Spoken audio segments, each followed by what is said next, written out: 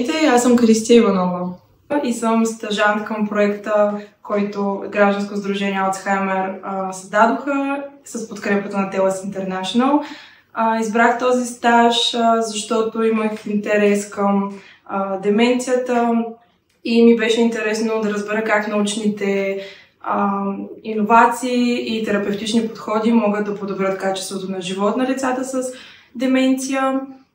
Стажът беше едно приключение за мен и се чувствам щастлива, че се включих в него, тъй като вярвам, че грижата за лица с Алцхаймер, болестта на Алцхаймер и други форми на деменция е изключително важна.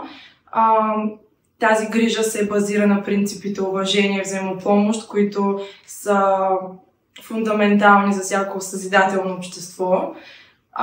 Като практиките, които приложих, бяха музикотерапия, арт-терапия, подходът за разказване на истории, Story to Remember, както и когнитивни игри, които Social Store разработва.